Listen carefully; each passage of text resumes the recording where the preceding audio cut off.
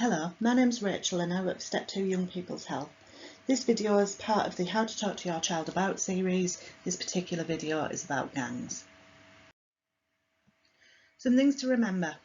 Your child's brain isn't fully developed yet. It won't develop until round about the age of 25, so they don't understand risks in the same way that adults do. They might understand that there are risks to things, you drive too fast, you might crash and die, but they don't necessarily associate that with something that could happen to themselves. So they've got a very strong sense of, well, that won't happen to me. Young people have a need to be accepted by others. They want to be accepted by other young people their age or a little bit older. They need to be part of that group and not feel isolated. And their understanding of relationships is still developing. However advanced you think your child might be, their understanding of different relationships is still developing and ongoing, and for most of us that develops our entire lives, because every time we meet new people we need to build the relationships, and those relationships are going to be different.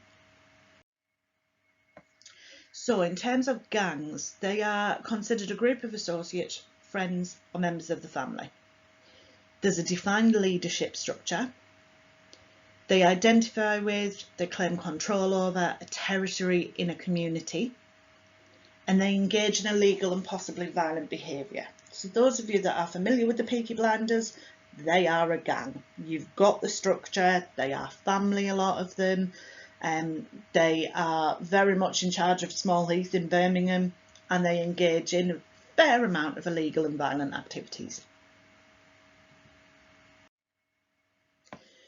So in terms of why young people join, when we're looking at things like this, there are always push factors that push them into it, and there are always pull factors that pull them into it.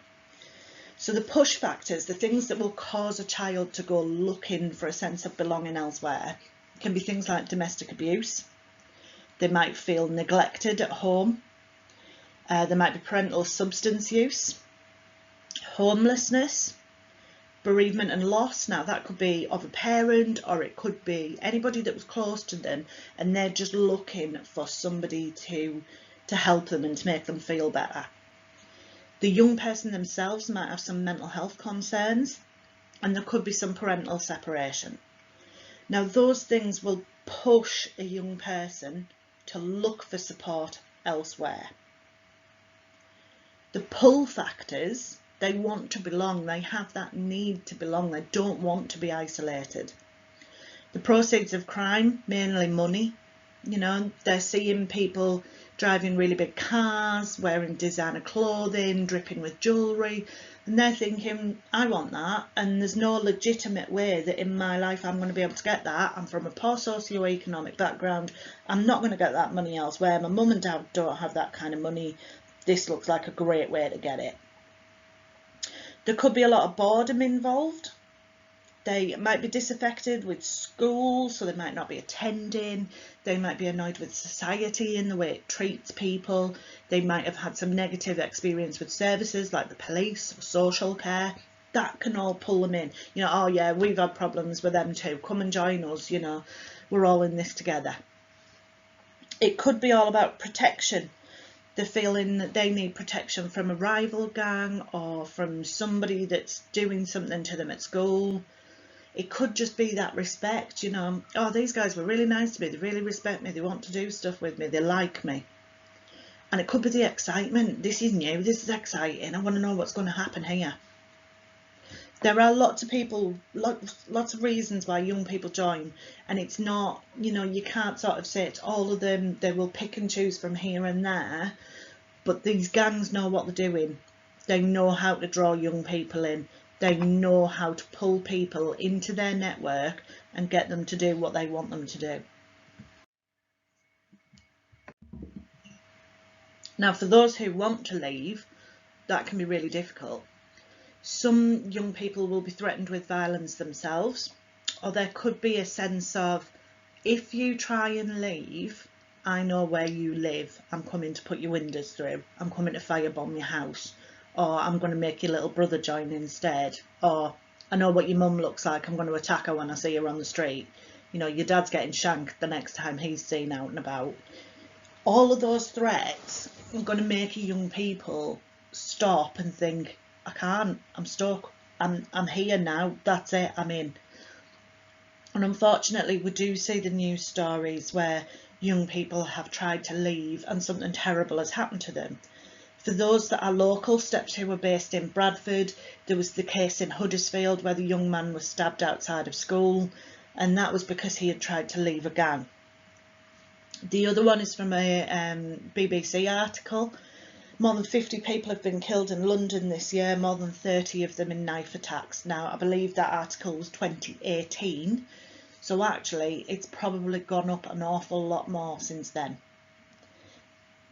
Young people will join thinking everything is sunshine and rainbows and it's going to be absolutely great, without realising the sort of significant risk that comes with that.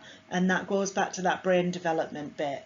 You know, they understand what risks are, but they have that sense of, it's not going to happen to me. Unfortunately, it could.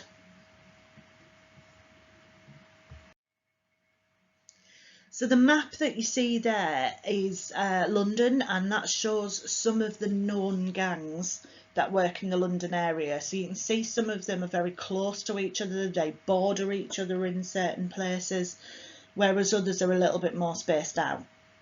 Now, the problem with gangs that are close together, that border each other, is there will be lots of sort of violent behaviours along those borders while the two gangs are arguing over territory. These are some of the activities that gangs might get involved in: random assaults, burglaries, drive-by attacks, and that doesn't necessarily mean the sort of drive-by shootings that we see in America. It can mean that, but there's been a significant spate of young men on scooters driving past people and stealing handbags, you know, attacking people as they go past, hitting people with baseball bats and things.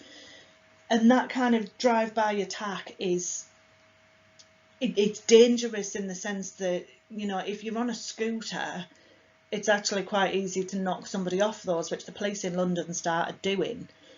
So it could be dangerous to the people on the bike, as well as it being really dangerous to the people that they're assaulting. If they grab somebody's handbag, they could pull them under that bike quite easily. There's generally murders take place. We saw the last slide about people that have tried to leave, but we know that that happens within the gang as well, or between rival gangs. Some gangs, known as OCGs, organised crime groups, they might be involved in the sex trade, in weapons offences, drugs offences. They might be couriering drugs, or they might be getting your young people to, known as county lines activity.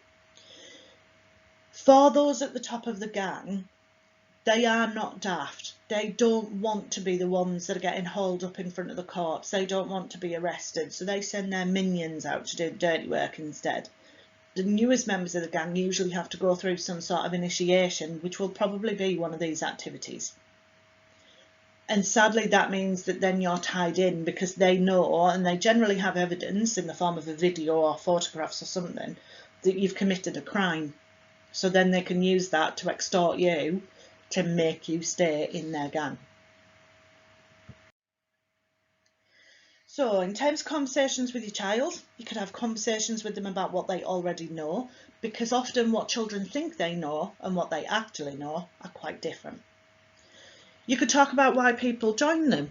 You know, what do they think about it? Why do they think people join gangs? Ask them what they've heard about gangs in the media. It's always a good way to open up a conversation. You know, if something's happened recently, you could say, well, what do you know about gangs? What kind of things do your mates talk about gangs? You know, what do you learn about at school? You could suggest diversionary activities. Now, because there are less and less youth clubs and things for young people to attend, there are other diversionary activities needed. So young people who are out and about on the streets at night that are bored, they're potentially going to get drawn into something. Whereas if there's a diversionary activity, you could, you know, drop them off at a gym, or they can go and play pool somewhere, or they can go and play computer games somewhere with their friends. Brilliant. Okay, that's a diversionary activity. And explain to them the negative side of gang life, and some of that is prison and some of that is death, unfortunately.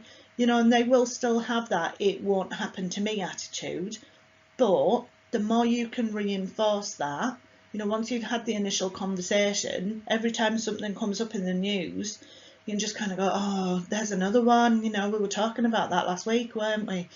And the more you reinforce that and the more you go over it, the more they're going to understand it. So some places you might want to go to for support. If your young person is struggling, and might be with their identity, it might be with their friendships, they don't really know who to turn to, Young Minds can help with that. West Yorkshire Police, obviously, if you think you know somebody who's involved in gang activity and they need help or support, or you've been a victim of gang activity, you know, please contact the police. Childline, they can help with everything for your young person. I work for Step 2 Young People's Health in the middle there. We're a sexual health and mental health charity, so we offer counselling support for young people. If they're 11 and over, you can refer them yourself on our website. We work with James, who's an independent school in Bradford, and they support with our RSE delivery, our relationships and sexual health delivery across the district. Hale is a young people's health project. It's based in Shipley. They have a youth work team who have social prescribers. They can work with young people who might be feeling isolated, might be on the verge of potentially getting drawn into something. So it might be worth looking at their website to see if there's anything that they can offer as well.